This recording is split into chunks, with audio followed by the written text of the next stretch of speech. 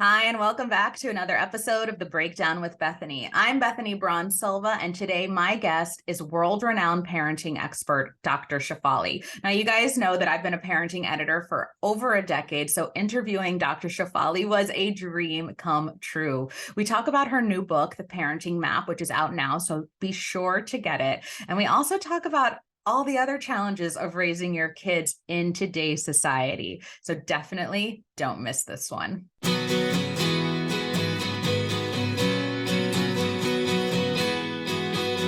I've been a parenting editor for about 11, 12 years now. So I'm very familiar with your work. And actually, you've really helped. I think about you a lot in a non-creepy way, especially when I'm parenting my two boys. But I also wanted to say something that I've noticed in these interviews. It seems like when people interview and they're first, when they first welcoming you on to a talk show or a podcast, especially if they're a parent, they're like really excited to have you on.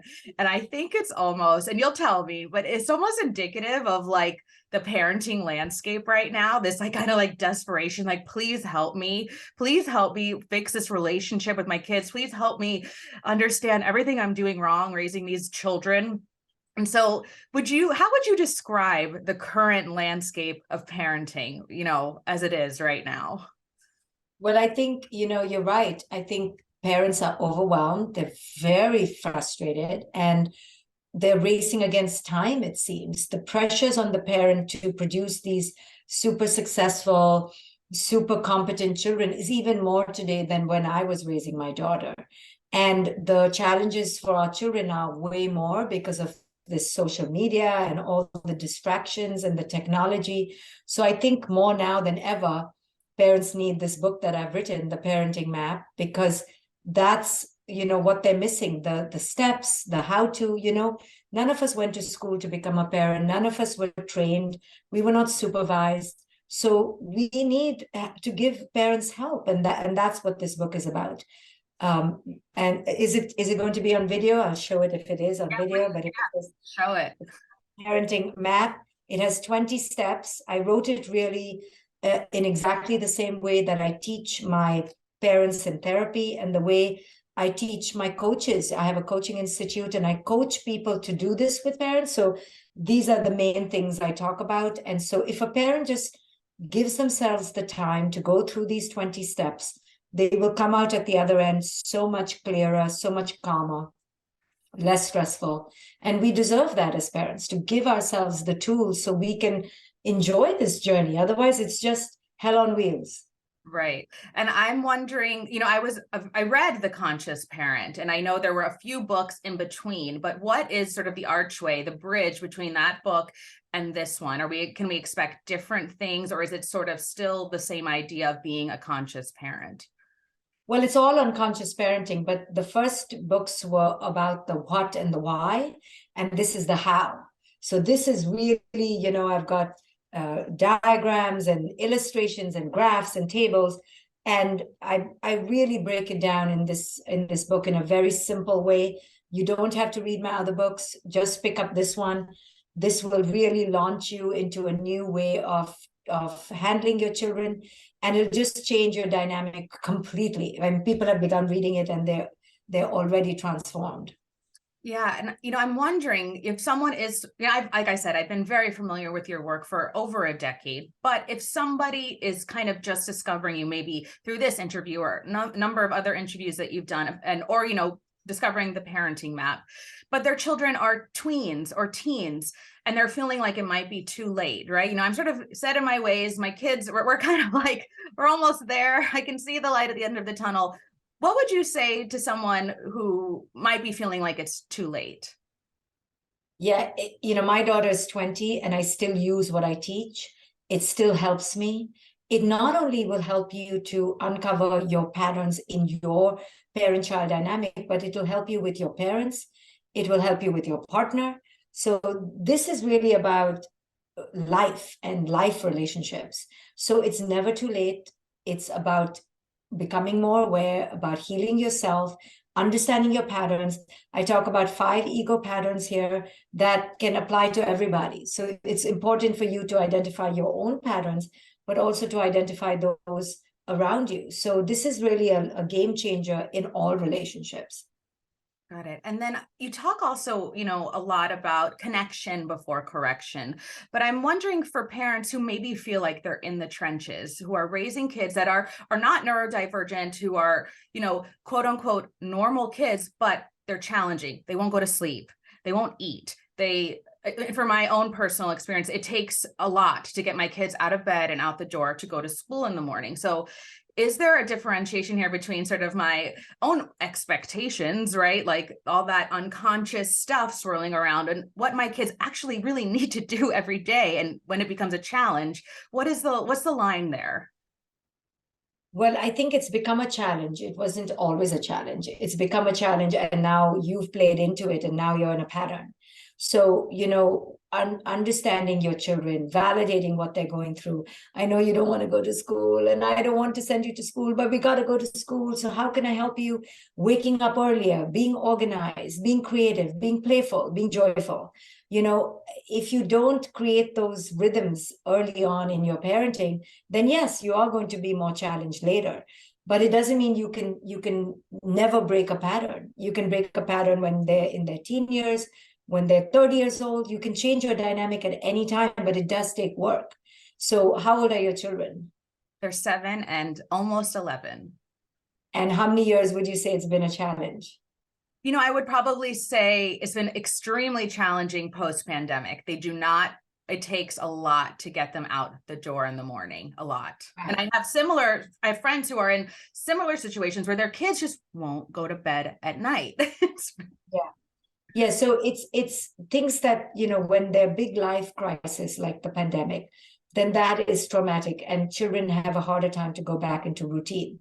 Their lives were so disrupted for so long, and they got so used to hanging in their pajamas. Now it's harder for them to go. But typically, if you give enough time, if you're well connected, if you create a plan the night before, you try to practice, tell them that we can't go through this fight every time. So let's create a plan the night before, create an incentive for them that, hey, for the first few times you get it right, mommy and you will go on a play date together. We'll do something special.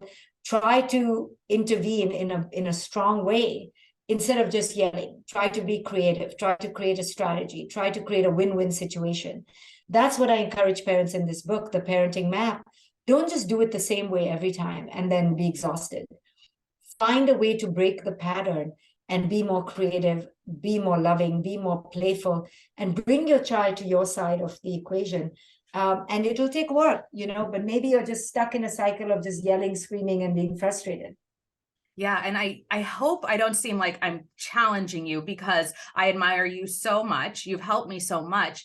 But I did ask our readers, our viewers, some of what they would want to ask you. And a lot of them are saying, they're so burnt out, especially mothers. We talk about the mental load of motherhood coming out of the pandemic, which is especially cruel to mothers, to think that now I have to figure out 5 or 6 creative ways to get my kids out of bed in the morning. So this is sort of like the reality. So I'm wondering what your thoughts are on that. And it sounds to me like just injecting a little playfulness might help, but Right. So we mothers are so burnt out and so overwhelmed, but we have to ask ourselves why, right? How much have we put on the plate? Raising children is not so exhausting as now it has become. It's become so exhausting because it's a business. Like, we are raising super successful people for their whole lives. We're raising super adults. And as long as you put the pressure that you're raising an adult, you're going to burn yourself out, right? Our children are in 10 activities. They have tutors. They're overscheduled. Then we women want to look amazing. Then we're going to the gym. Then we have careers. How can we, then we want to, cook organic food from scratch. It's a lot of pressure that we're putting on ourselves. So we're bringing all this stress into the dynamic, and then we're screaming and we're yelling. And then now the children are upset. Now you're cleaning up the mess up. So it's like a never ending cycle until you break the cycle and the pattern, and you start fresh and go, okay, if I want to make my life easier, what are some of the things I can take off the table? What are some of the things I can take off my plate? How can I better connect with my children? Yes, playfulness, creativity. Sorry, that's what children need. That is the language of children. Children do not answer to commands and instructions. They answer to playfulness, to joy, to creativity. And I know this is the last thing women want to hear. Oh, I have to be joyful in the morning. Well, yes, if you have children and you want them to get out of bed, they don't want to go to school. So how do you make them enjoy the transition so you can get them out of bed, right? You have to do the work because you are sending them to a place, school, which is not enjoyable to them. So of course they don't want to get out of bed. So you have to work harder to make it creative and playful.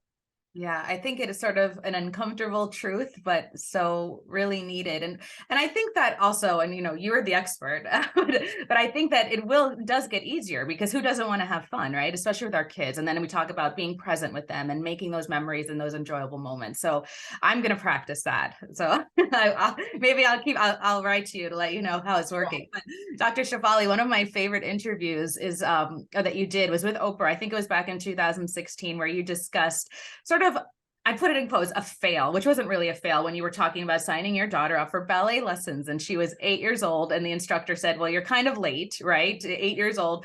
So I want to know are you suggesting that we sort of let our child take the lead as far as what they want to do? If they say, I want to play baseball, I want to do ballet, or I want to stay home and color.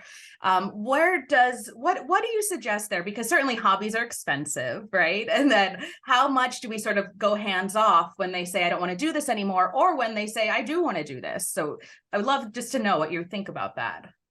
Well, many things. So first, we have become crazed and obsessed with achievement, and we don't allow children to have fun. Number two, we are on a race to nowhere, so we're not allowing children to go slow. Number three, we don't wait for our children to show up in their likes or interests. We project our likes and interests onto them. So what I would say is wait for your children to emerge into some sort of like, I like dancing, I like singing. Wait a little bit. Like, do you have to send your kid at 3 years old? Can you just wait till 6 or 7? Can they just enjoy till 6 or 7 at home, playful, playing with friends, playing in the garden, just allowing their imagination? That is so valuable as opposed to simply sending them to one structured activity to another. I believe in unstructured play for at least the first 5, 6 years, a little bit of dancing, singing, sure, but you can wait on that. And then when they begin to emerge into their personalities, you can then send them for hobbies, but keep it at the hobby level. Like, why are we making it a career? Why are we forcing our children to have professions out of this? Why can't they just enjoy something, right? So keep it in perspective. Stop trying to raise the next Michael Phelps. Stop trying to send everybody to the Olympics. Just let the child enjoy without the pressure of all this, supersonic achievement, which is exhausting for you, exhausting for the kid. The kid just wanted to play baseball. The kid didn't want to be like traveling around the country and going for, all these competitions. So keep it in perspective. That's my biggest goal with parenting is, you're raising children. You're not raising automatons. You're not raising robots. You're not raising CEOs. Just relax. Like, just let them have a childhood. And what do you suggest also, because I know a lot of the work that you discuss and is looking at ourselves, right? So if our child does something or says something or is feeling something that really triggers us, and then we feel it, we have that self-awareness, right? But we can't seem to get to that next step, right? Okay, I'm aware that I'm triggered, but like, I don't know what to do, whether it's like the vulnerability we see in our own children, the dependence, anything like that. What would you tell parents that next step is?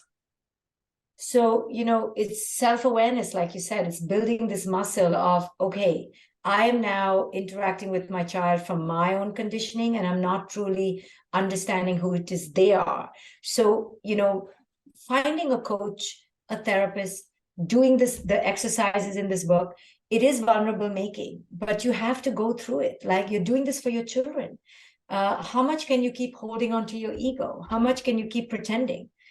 You have to, as a parent, be willing to be humble and be vulnerable and say, you know what? I don't know. I need to learn. I'm okay saying that I'm not perfect. I'm okay saying that I'm limited. If we don't approach this with self-compassionate humanity and humility, then we're just going to keep ramming our ego all over the place, and our children will not feel seen or heard, and there will be a disconnect later in life. Dr. Shefali, thank you so much. I just have one final question. And Sure. I think this all, well, not all, me, I want to know, what are some of the most exciting ways or the best ways that you have fun with your daughter? Well, every age group is different, so when she was younger, it would be, cuddle time before she woke up, or cuddle time at night, or sing a song in the bathroom, or she could paint my nails, or we could go for ice cream treats together. I mean, really, children are so simple. It's so easy. You can just make anything extraordinary. Bubble time in the bathtub. I mean, everything can become special time. Just call it special time, right? And you can just, eating noodles can be noodle time, special noodle time, every Wednesday at 7 o'clock. Create anything. Children don't care. Just make everything fun, playful, connected, and teach your children that life is beautiful, that life is joyful. And if you infuse joy into your parenting, then it'll be infectious. They will pick up on that. Yeah, my kids invented well, I don't know if they invented it, but they heard it and we started doing it. Something called Sunday Mondays, where we would make ice cream sundaes on Mondays. I think I'm going to bring that back. Dr. Shefali, thank you so much. This is a conversation. I'm so excited to talk to you as a parenting editor. You're so important to this community. So thank you so much. And please, everyone, get the parenting map. Hold it up again so we could see. Parenting map. It's out and people are loving it. So grab a copy today. Thank you so much. Thank you very much. All right. Take care. I appreciate the time. Thank you.